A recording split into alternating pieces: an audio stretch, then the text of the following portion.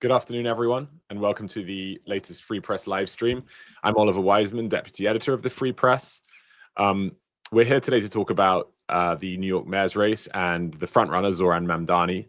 We're less than a month out from Election Day, and right now there are three men in the race, technically. Curtis Sliwa, the Republican, former New York Governor Andrew Cuomo, and then Zohran Mamdani, the by some margin front runner, who's a young Democratic Socialist, and he's completely upended the rules of New York politics and the Democratic establishment there.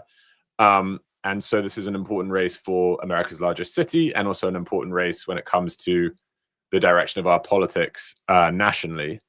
And I've got two amazing guests here to talk about it. We're going to dive into the polling. We're going to dive into what Mayor Mamdani might mean for New York. And joining me to do that is, firstly, Free Press reporter Olivia Reingold. Hi, Olivia. Hello. Thanks for having me. And two-way Editor-in-Chief Mark Halperin. Hi, Mark. Great to be here. Thank you for including me in Gotham City's finest. Great to have you. Okay, so I'm going to start with, I guess, the kind of shameless horse race question, because, you know, horse races are important. Whoever wins the horse race gets to run the city. So, Mark, I'll start with you and the big question, which is whether you see any way that Mamdani doesn't win this election. On the current trajectory, no, he's more to lock to win. But there's three factors that I think can still play out between now and Election Day that could change it. And you know, I don't like to be blind to reality, but I also don't like to pretend there can't be a new reality. First, the debates haven't happened. There are two debates coming up in about a week. The first one, and we'll see what happens. I think the press corps has turned a little bit against Mamdani. They're recognizing that there's a lot of scrutiny that needs to be done on issues. There's scrutiny on his background. He largely escaped that in winning the primary. So let's see what happens in the debates, with a particular focus on the moderators and what they focus on. Two is, been surprised there haven't been plutocrat-funded negative ads against Mamdani. And those presumably will start. And let's see how effective they are in driving public opinion. And then finally, we're all reliant on the public polls and to some extent private polls. Those are only as good as the pollsters' ability to know who's going to vote. It's a low turnout election. So, for instance, the Cuomo campaign gets the Hindu vote to turn out in greater numbers than the pollsters expect. That could impact greatly how big the race is going to be, particularly when it relates to Curtis Sliwa and where he is. It doesn't appear he's going to drop out of the race, but he's effectively out of the race, I think, if he drops below 5%. And the Cuomo people are trying to make that happen. So those are the factors I'm looking at to say, could the race not be over? Because right now it is over. Olivia, you're out there talking to New Yorkers and, you know, both voters and also the kind of power players behind this race most days. And, you know, I suppose one of the theories to sort of make a case that the race isn't over would be that it's a mayor's race. People don't pay it that much attention until the very end. As Mark mentioned, there are two debates coming up. So in your reporting, do you get the sense that New Yorkers are kind of like yet to tune in, and when they do, there could be a big change? Or do you think like do you think the city is kind of knows what's happening and we won't see that kind of movement? I think voters know. I think a lot of voters have made up their minds. And I do think that turnout is going to be higher than expected for this, especially among young voters. And I do think that Zohran is going to cut into parts of Cuomo's base. I think that he is going to do better with Black voters, and then also, you know, people living in Section 8 housing than expected. I know that he has been investing in reaching voters through mailers and also TV ads. And so I think he is going to do better with older voters too. I'm not convinced that, you know, there is this talking point that low income or working class Black voters would never support a socialist. I just don't think that's right. I think, sure, maybe if you lead with the socialism part, okay.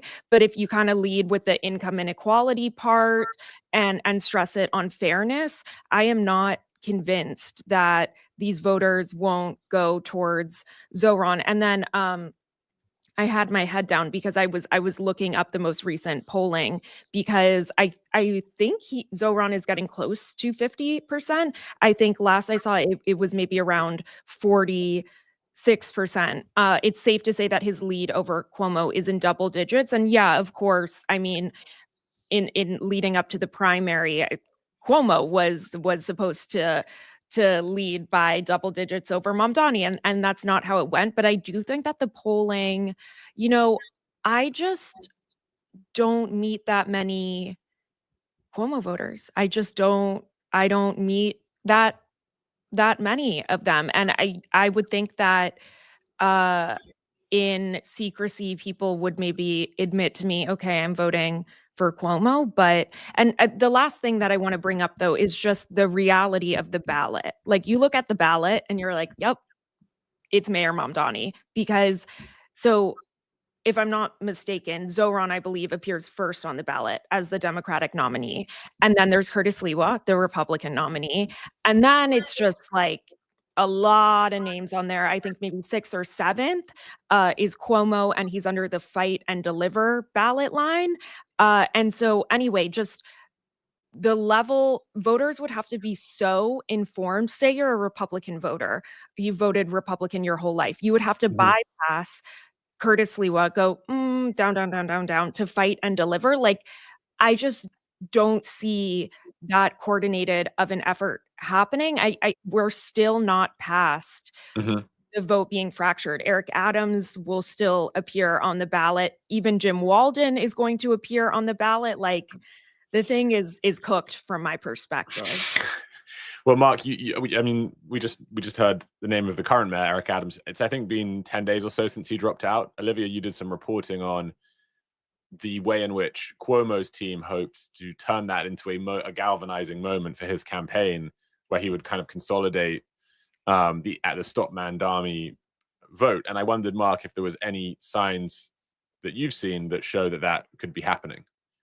He's consolidated some of it, but part of the question, again, besides who's going to vote, is where is Mamdani's ceiling? Olivia's right. Its ceiling is not what some thought, 42%, because most of the public and private polling has him higher than that. The big variable remains to me is where's Sliwa's number. You think about second choice for Curtis Sliwa voters. Almost none of them would have as a second choice Mamdani. Their second choice would be Cuomo. And I think the Trump factor has been huge. Mamdani's done an incredibly skillful job saying Cuomo is the Trump candidate, because the electorate here doesn't want a Trump candidate. But I think you'll see, this is based on reporting and Spidey sense, I think you'll see Trump maybe robocalls, maybe mailers to people who are Republicans saying a vote for Sliwa is a vote for Mamdani, and urge them to vote for Cuomo. And again, the math is, I'm not great at math, I'll admit. But even on my simple AI abacus, I can say if Cuomo can get Mamdani down, or Sliwa down below 6% of the total vote, then I think he can win, assuming he's got a real turnout operation, and assuming Mamdani makes mistakes.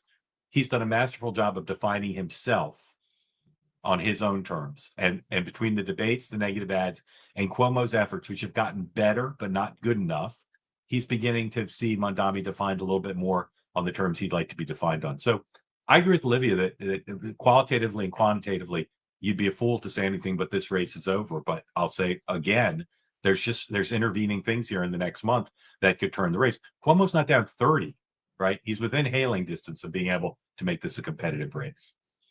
And To to be do honest, that, sorry, Olivia, I was going to say, to do that, he has to presumably learn from some of his mistakes in the primary, and you covered those mistakes very well for us. And now you're covering the general. I wondered what you thought of his campaign, whether you felt like this I mean, for those that haven't read Olivia's early reporting on it, it was, a campaign that wasn't out and about. It was overly manicured. It was not sure what its message was. Whereas Mamdani felt energetic, organic, connected to the city. And I, as someone now covering the two campaigns a few months later, do you sense that the Cuomo operation is any less out of touch than it was a few months ago? I think the operation perhaps has become more sophisticated. on social media, but Cuomo himself, I mean, a lot of the talking points are truly copy and pasted. I watched an interview he did this past week on local TV news, and he was asked to give a few words, just define his campaign choose a few words to define it. The first word he chose was real. Okay, sure. Mhm. The second word was doable. Like, as in, winning this is doable. And it was such a defensive posture. I mean, it's just not, it doesn't inspire a lot of confidence to say that your win is doable. And anyway, I think that this is the same Cuomo that we're seeing in the primary. I find this a fascinating race because I do think, looking ahead to the midterms and even 2028, I just find it really, I think the moment for an establishment candidate like this has really passed. And it's very interesting. Of course, there's the question of money, and some money has poured in to Cuomo's campaign. But I know it's the super PAC, but like, sorry, super PAC guys, like, but you guys blew through many millions and it didn't move the needle. The more exposure that people have to Zohran, the more voters he collects, even if it's an attack ad that seems to work in his favor. So has the Cuomo campaign really learned its lessons? I'm not sure. I mean, he's also revealing all of his cards, where in this same interview that I watched with Cuomo, I think he was asked something like this, and he said, well, a lesson I learned is that I should stop talking about Israel. A lot of voters were concerned about Gaza, and it's like, but dude, you just talked about Israel when you gave that answer. Like, anyway, he seems to have realized that the Gaza thing is unfortunately a huge vulnerability. But he's in a tough position. So I think he realizes what didn't work, but he hasn't exactly corrected his mistakes. Mark, I want to ask you quickly about the kind of some of the national political dynamics going on inside this race. And we mentioned Trump already, but there's an interesting contrast in what's happening, because on the one hand, we read that the Trump administration is desperate for Mamdani to win because they would have a new kind of supervillain against whom to, they could joust, and they like the idea of him as the face of the Democratic Party for obvious reasons. And yet on the other, you see the Trump people, whether it's to do with Eric Adams or Sliwa or whatever, actually doing work in order to try and stop Mamdani from winning. So tell me how Trump and sort of MAGA figures in this race as you see it. Yeah. I mean, if he's a villain, I feel like he's more like an Austin Powers villain than a Bond villain. He's such a funny guy. So I think nationally, the interesting people are Trump, whose business associates keep telling him, you can't let Mamdani win. You got to do whatever you can. But I think the early efforts to get Adams out of the race, that involved Steve Witkoff, the president's friend, I think those only worked to Mamdani's favor in the news cycle. But there's no doubt that that Trump made an effort to get Adams out. I don't know. I still don't really understand why Adams got out when he did after all those entreaties. But there's no doubt that the president wanted Adams out, and Adams getting out makes it possible for Mamdani to lose. It doesn't mean he will lose, but if Adams had stayed in, there was zero chance that Mamdani would lose. So the president may or may not have contributed to that, but he certainly espoused it. I think the interesting national figures mostly are Schumer and Jeffries, the two Democratic leaders in the Congress.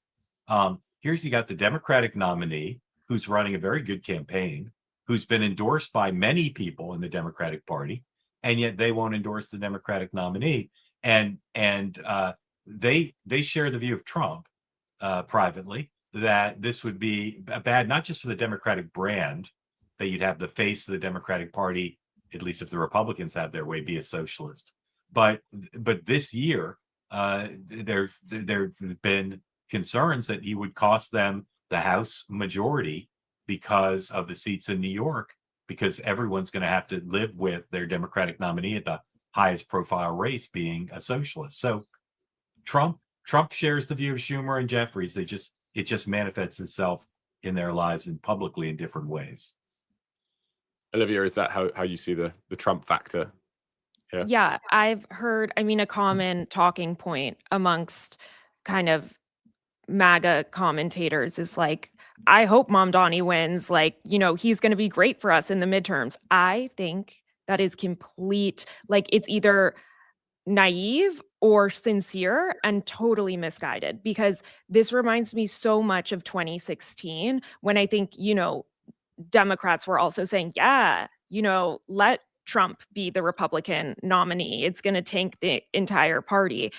This is a populist movement. And I think that Schumer, to me, based on everything I've seen, this is where the base is. I think that this is bigger than New York. I mean, you look at those rallies over the summer, the fighting oligarchy rallies, which drew massive crowds across the country, often in red districts. I think Bernie really is beloved. I've met people from all over the country, so-called flyover states, who view Bernie as a working class hero. You look at polling, a lot of members of the Democratic Party, they want new leadership. Like Schumer, why do we care what Schumer thinks? We want him out.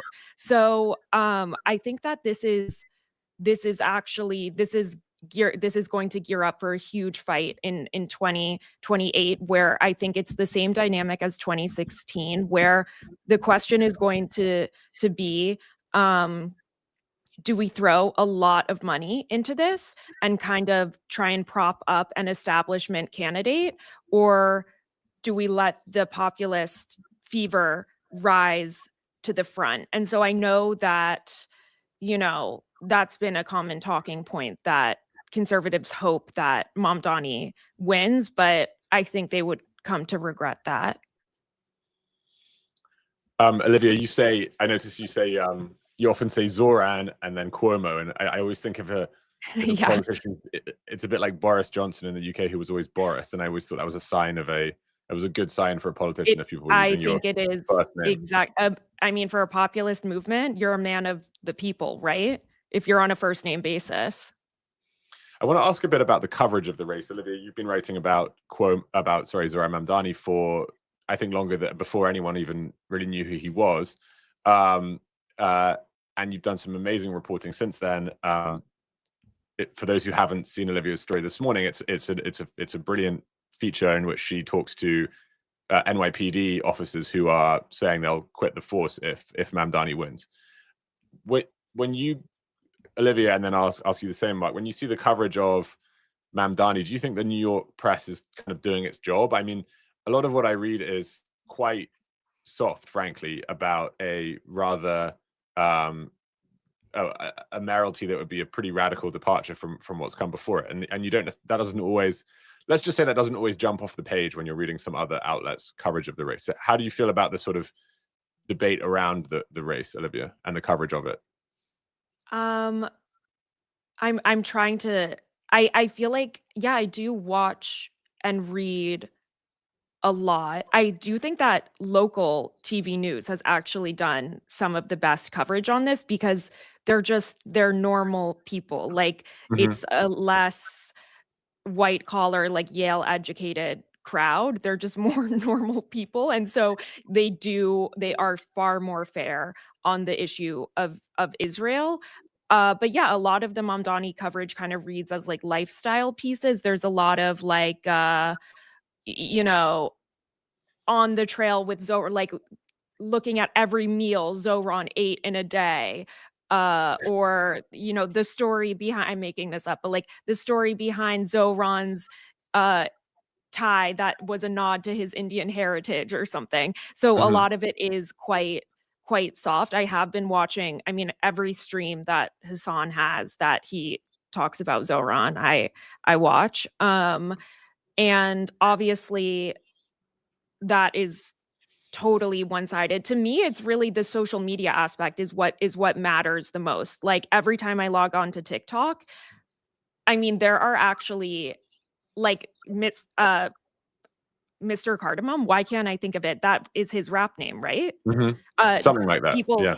people clip that as a sound. There are edits of people use Zohran's voice often as a TikTok sound. And so honestly, I think what is more propping up his campaign is this entire ecosystem of just kind of everyday people who in their photo dump of like 10 photos will sneak in a like hot girls for Zohran bag. I Mhm. think if anything, that is moving the needle. So it's less about the way in which legacy media has covered it Yeah. and more about the way he's harnessed social media. Is that how you see it, Mark?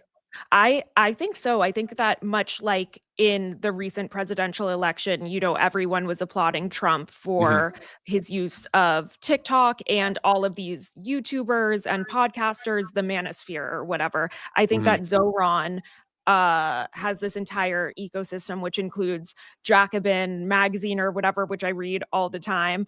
And anyway, so he has this huge ecosystem of media that is supporting him. And I think the legacy coverage matters less and less. Mhm. Mark, I want to ask you about the question of it's come up already, Mamdani's views on Israel and anti-Semitism and so on, his past use of the term globalize or endorsement of the term or apology for the term globalize the intifada. I don't want to get that wrong. He supported BDS stuff. He'd said he'd arrest Israeli Prime Minister Bibi Netanyahu if he was in New York. I think when the primary happened, we assumed that, Jewish voters in New York would have some pretty serious problems with these things.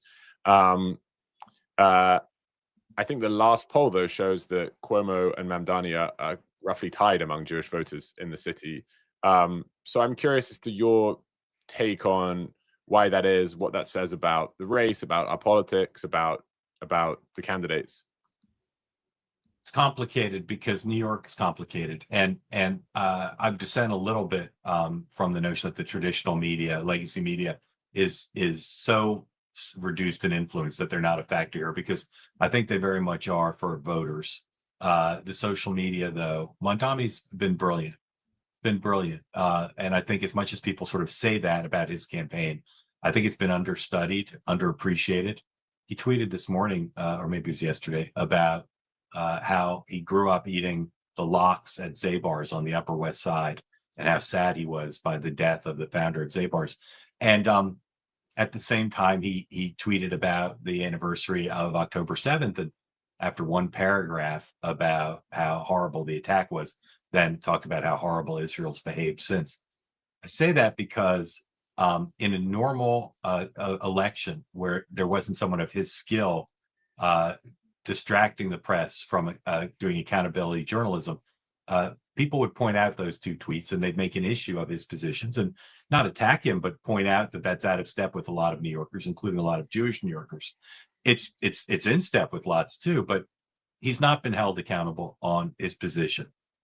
Again, it doesn't mean his position is wrong. A lot of people agree with the decisions, including a lot of Jewish New Yorkers, much to the shock and amazement and in some cases disgust of Cuomo supporters and some people working for the Cuomo campaign. But there's not been a serious discussion in the legacy media or on social media about his positions. It's not the top job of the mayor of New York City, right? He's not the ambassador to Israel. He's not the Secretary of State, but it is, and it's always been an important part of the conversation because of the role of the mayor. So I think that issue is like all the others, to circle back to the media conversation. It's the Cuomo campaign's fault for not understanding how the New York media works today, social and traditional. They didn't understand it. They didn't execute a plan to have accountability. That's why I point to the debates, because if the moderators ask the right questions in the debates, he could finally be held accountable. And I suspect if he is, because he never gives straight answers, his support amongst Jewish voters will decline. And that's part of what could put the race back into play. But for now, the guy skates on brilliant social media and brilliant distraction and taking advantage of the mistakes made by Trump and Cuomo and Adams. He's been extraordinarily good, and very much like Trump, in understanding how to control the debate that goes from social to traditional media. So you mentioned the debates and how this could factor into things. We've got a couple questions in the chat here, and I should have said sooner, everyone, please put your questions there, and I'll put them to our guests. But one of the questions is, or which is coming up a few times, is okay. We've said it's looking like it's going to be Mayor Mamdani, but can we war game out how Cuomo could possibly win? Like, what does that actually look like? Maybe Mark, if you take that one, explain a kind of plausible scenario that ends with Mayor Cuomo. Well, I saw him do an event the other day in a park on the east side, and he was taking issue with a half dozen of Mamdani's positions. The photo of Mamdani with the Ugandan official that the New York Post played. I would say if Cuomo were to win, it'd be a 5-point play. One would be, and I've mentioned some of these already, one would be the debates. Cuomo comes in, eye of the tiger, very focused, very much saying this guy's not qualified, I am, and not shying away from the notion that he's more experienced, because he's not going to shy away from that. So debates, number one. Number two would be negative ads run by the super PAC that are effective, and I haven't seen those yet, and assuming they're coming. Number three would be a great turnout operation where Cuomo changes the electorate and offsets the high turnout that Olivia, I think, is right about, that there'll be a lot of young voters turning out that will vote disproportionately for Mamdani. Four would be the New York Post and the New York Times turning on Mamdani. They've both been, it's rare that a candidate, particularly a Democrat, has a support of both of those papers, but he has. But I think you're starting to see a change in the coverage, and those two papers are extremely influential, even with the rise of social media. And then finally, and this goes back to something Olivia said that I think is quite right, Cuomo has to believe he can win, and he has to give people a sense of that and drive Sliwa's vote down close to zero. Just when you see a public poll, watch Sliwa's number. If Sliwa's number is 15, Mamdani can't lose. The closer it goes from away from 15 and down towards 5%, the better chance Cuomo has. And just on Sliwa quickly, because I'm not sure we covered it earlier. Do you think either of you, there's a chance he drops out, or is he just he's his own guy and he's staying in the race? And Olivia, what do you think? Mark?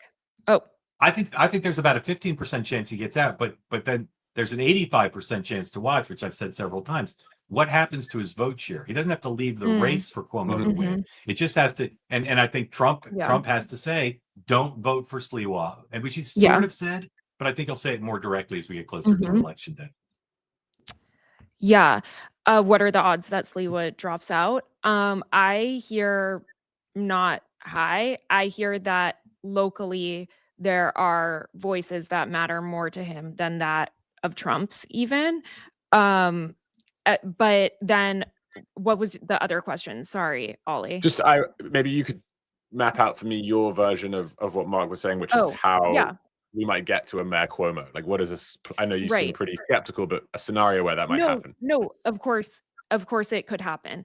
I think some of it, as you were saying, Mark, is like demeanor. I think that Cuomo in some ways has been, I think he needs to realize like he has nothing to lose. And I think he needs to become angry and indignant, and he needs to use the word anti-Semitic, like he needs to, I think he's been a little too delicate, a little too polite, a little too, I think the path forward is a strong moral voice.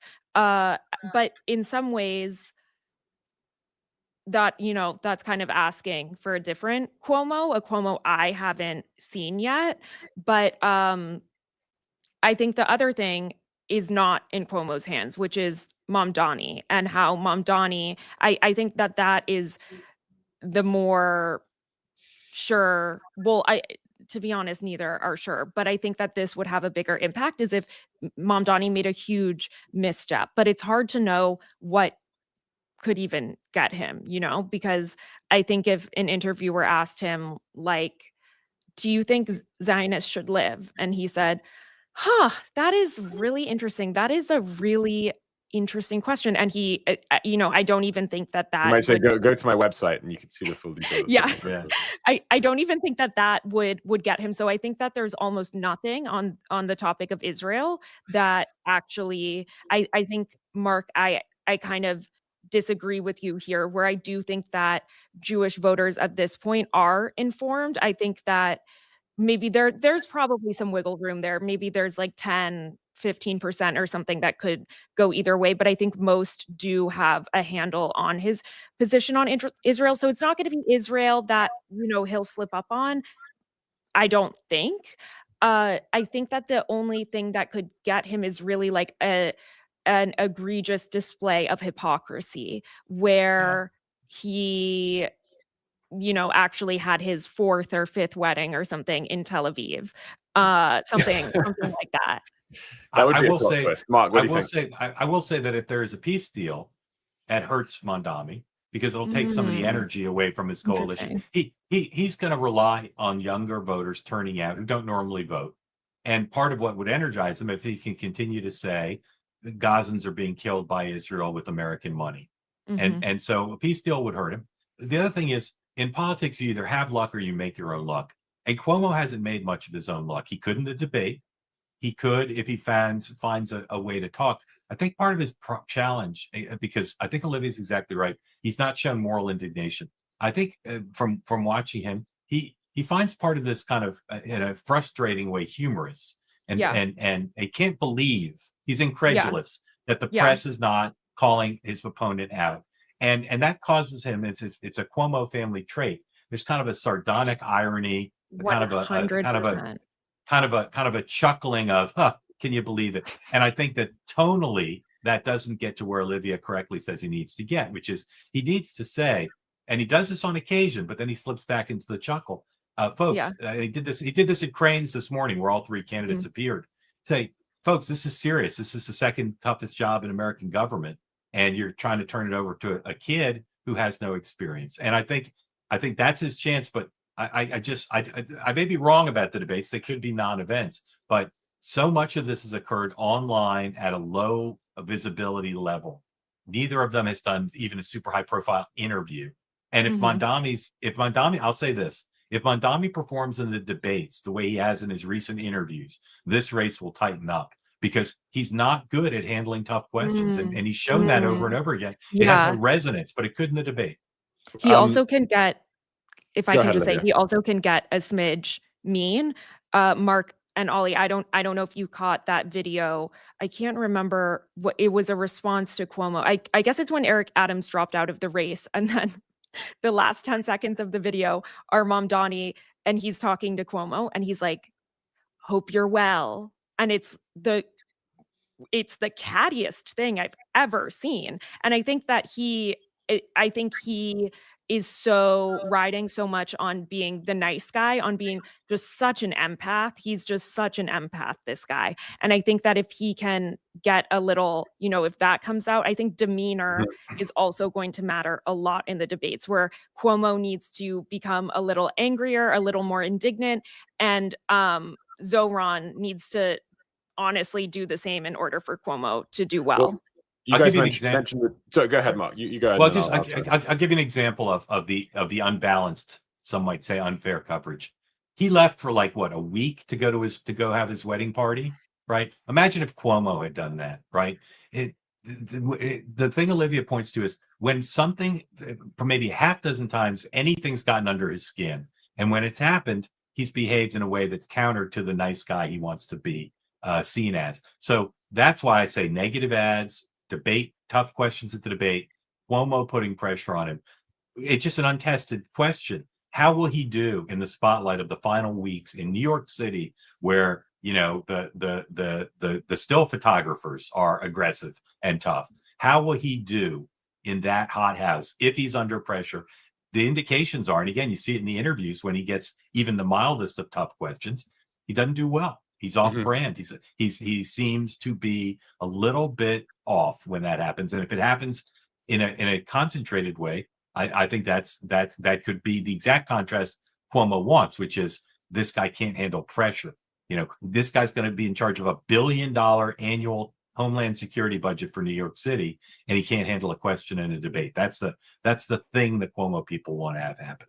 So we have a couple questions from the chat about the debate and what Cuomo should emphasize, which I think are worth bringing up because they get to this. So Elizabeth Ashworth says that she would encourage Cuomo to focus in a debate with Mamdani on policy and experience rather than the Israel topic, because that won't serve him so well. And then Joe Feshbach says, and this is my favorite question so far, shouldn't Cuomo focus on the article Olivia wrote this morning? I agree, Joe. But by which he means and focus on what can happen to this city with regard to crime and policing if Mamdani wins. So the question really is Mamdani as a threat to public safety in New York rather than and also emphasizing Cuomo's experience versus Mamdani's inexperience. So do you guys agree that Olivia and Mark, that's kind of the way to go if you're Cuomo? Olivia, take the case against, and then maybe Mark can No, I think the experience thing, never say it again. It literally gives like your dad at the kitchen sink and he's like, you know how hard I had to work to get this house. Like it's giving like 100 years old. People know it.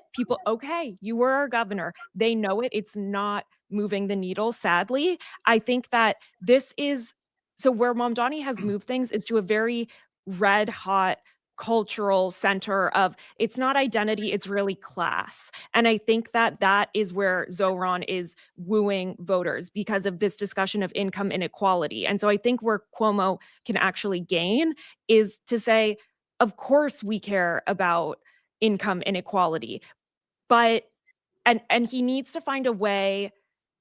He gets so wonky so quickly. He needs to convince voters that these are elitist. He needs to lean into the elitism of Zohran. And these are, I mean, when you read Zohran's Department of Community Service document, it's like, whatever, the document is a little strange. Like, this is an administration that seems to believe in a housing first approach to homelessness. So, it's an extension of a lot of the BLM vibes. And when you're clicking on these hyperlinks, like you click on the hyperlinks and it will say like crime can be solved by buying like cacti or something. It's very strange ideas. And so I think that Cuomo needs to lean into that. These are elitist ideas cooked up at like Harvard and Yale. I think that he needs to, it's kind of got to have a populist energy also. Mark, would you agree with that?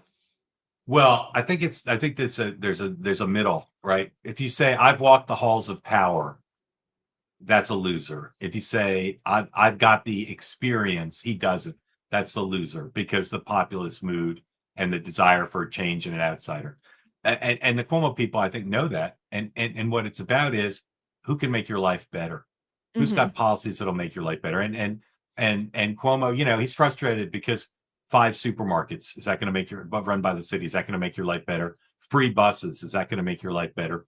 Mamdani has these things that are memorable and easy to understand. And I think, and this will be true in the debates, and it'll be true in the final advertising.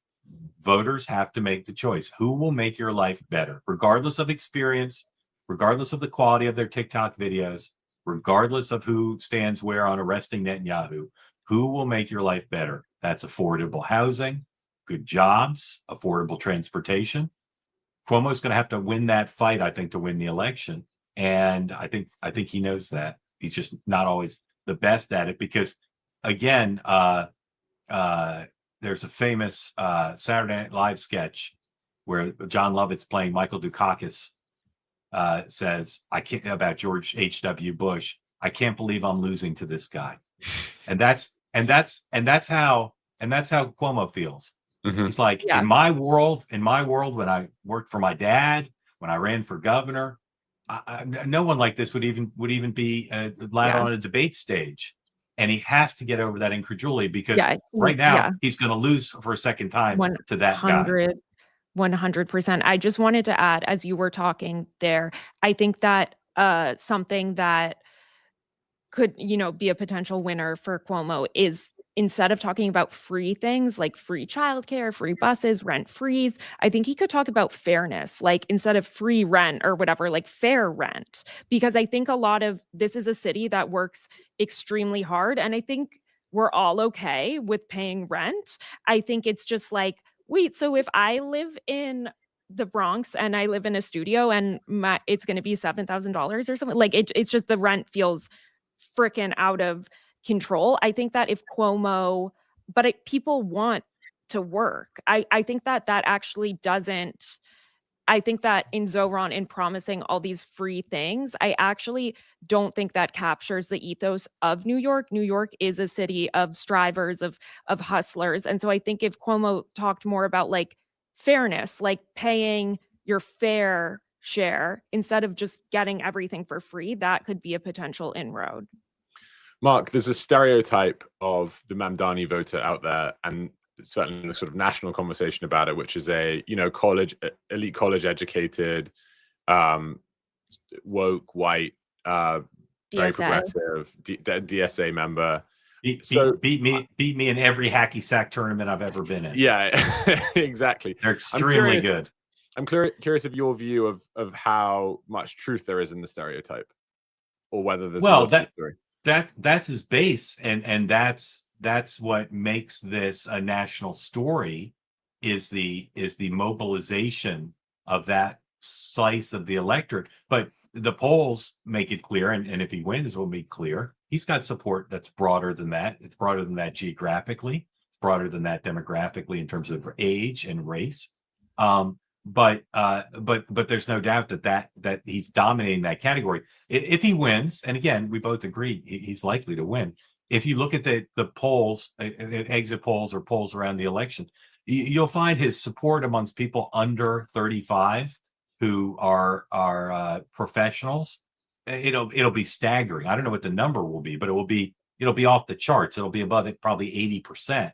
And at some point, because that's not an insignificant contribution to the overall vote, Cuomo has to decide if he can dig into that, chip away at that enough to get a decent percentage, or he has to just hope that older Black voters and other demographics do well for him. But Mamdani's appeal is I think stylistic and cultural more than it is based on issues, except for the emphasis on affordability. And affordability matters to lots of people in the city, not just that demographic. But even Olivia, then, I don't. You tell me about how accurate you think the stereotype is versus the. Oh, the stereotype. Okay. I do, and I don't think it's accurate. I guess what I would say is that, the stereotype is more so the people who are driving the momentum. It's the DSA that now has surpassed 10,000 members in New York City, maybe just in the past month or two. It's the people who are freaking going unit by unit in an apartment building and mapping out like unit by unit. They're the people that are gaming out where they can make inroads even in Staten Island. And that's another thing I want to say, is that Zohran is going all over the city. He has been campaigning in Staten Island. And there are really surprising parts of his coalition, like Jewish voters. That's a longer story. But anyway, Jewish voters, he's been going to mosques. He's been going to Black churches. He's been going to synagogues. He went to Yom Kippur services, I believe. And so I think the coalition is wide and broad, and is probably going to be surprising to a lot of people. Let's zoom out a bit and talk about the national political side of this a bit more. If Mamdani wins, what, Mark, I'll give this one to you first. What is the sort of big national political lesson from that, if and when that happens? I'd say three right now, but I'd reserve final judgment till we see what the coalition looked like. First is it could cost Democrats winning the House majority next year. Second is it will raise the question of that wing of the party, that far left wing of the party that doesn't embrace capitalism fully, and how the party grapples with that from an issue point of view and from an image point of view. And then finally, again, I think he's understudied. Not everyone can perform the the way he can. It's a fallacy to say consultants should just tell their clients who are running as Democrats, hey, just do what that guy did, because he's an extraordinary performer. But there are some technical things that they've done that I think will be studied by not just Democrats, but by Republicans, because they understand the technological moment we're in and how to reach voters where they're watching screens. Mm-hmm.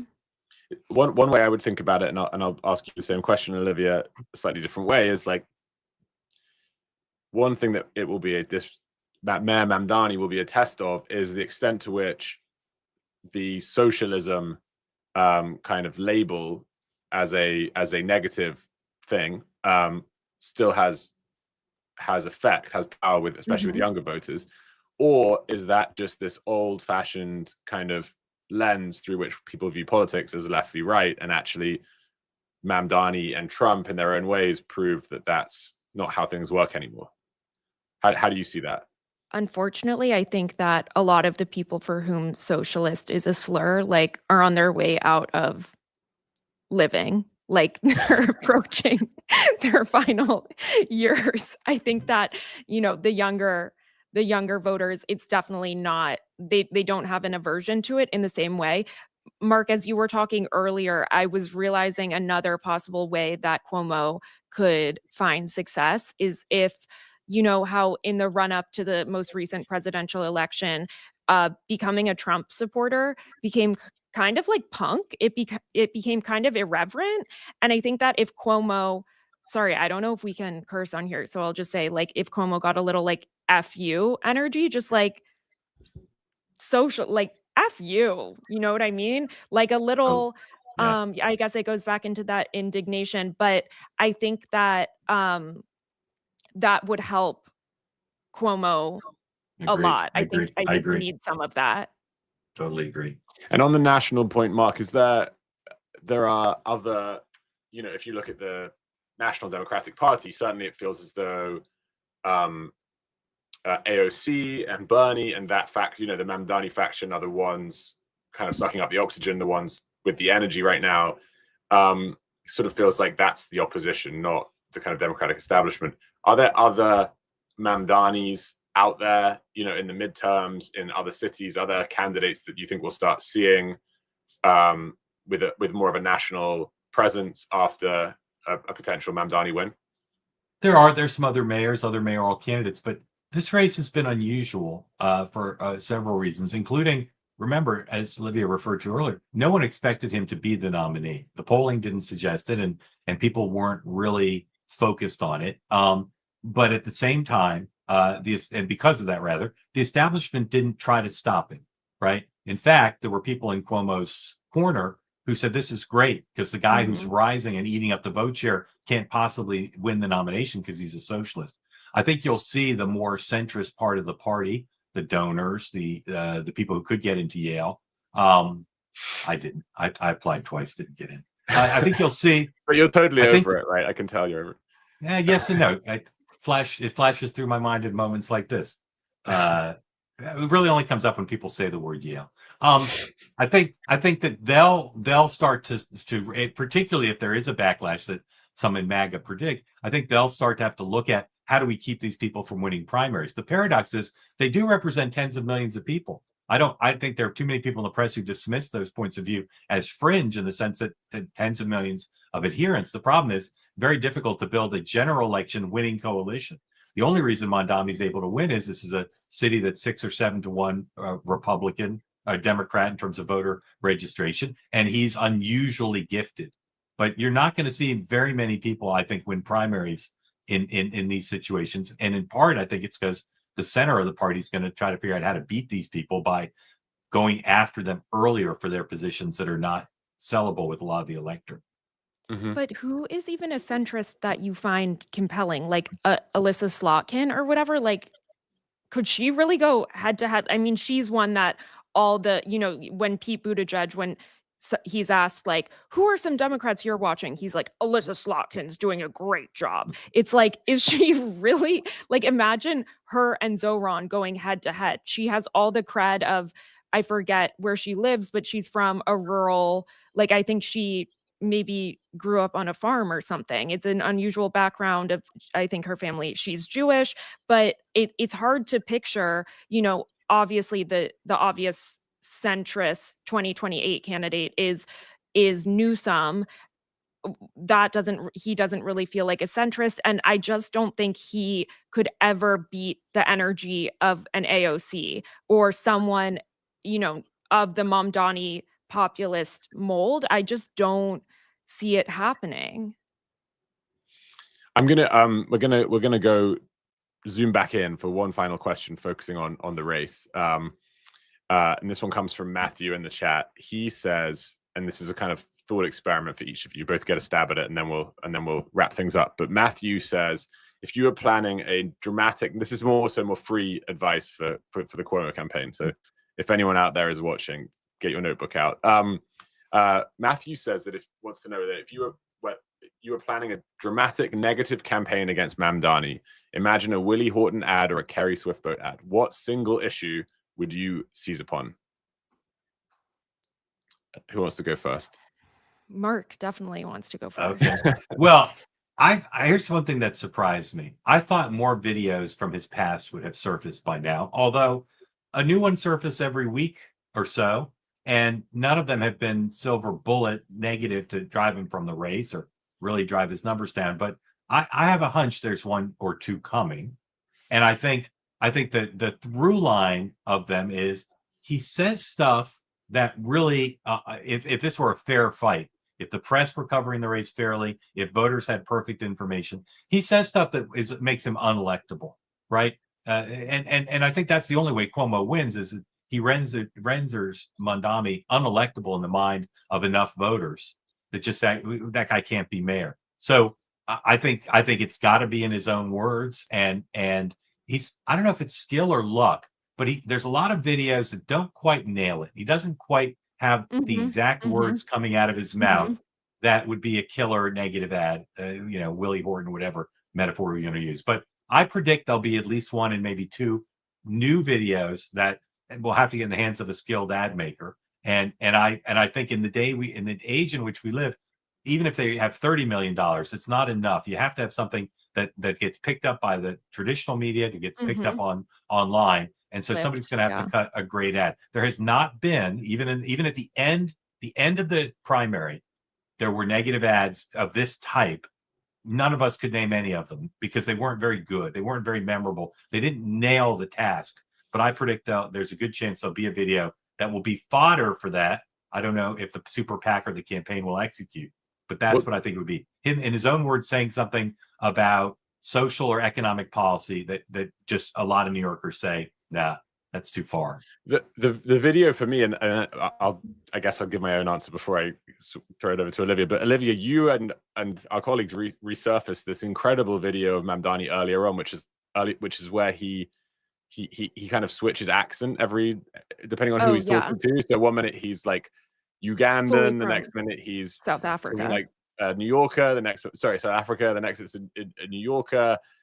I think he's got a Yale accent in that thing too. And then, but the reason I thought it was so revealing is, for a politician, is it makes you seem like a complete phony, which, if we're in this populist age, is supposedly the worst possible thing. But somehow that didn't take off or cut through. No, because it's code switching. It's code switching, and it's very racist of you to imply otherwise. But I actually, guys, I've got one. One. Okay, so I recently was watching some interviews the president of Iran did recently during UNGA, and I was listening to it, and I was like, gosh, this sounds so familiar. Who does this remind me of? Zohran Mamdani. On the topic of Israel, I think someone could cut. I think a lot of people would just be shocked to realize our enemies, like the leaders of Iran, when they talk about Israel, they're not using the word Jews. They're not talking in exterminist language. They're using this humanist framework of human rights and international law. And I think that if you could cut an ad in which leaders from Iran, like, these very shocking leaders, like showing that the Hamas doctrine, I don't know if the revised charter says Jew at all, but there are quotes where the Hamas charter is talking about the Zionist entity. And I think if you were to cut something with the president of Iran and then showing Zohran where he says, I would arrest Netanyahu because our city needs to follow international law. And, this is a humanitarian crisis or whatever the quote was, and just making people realize, wait a minute, this is actually way more extreme than maybe I realized. Mm-hmm.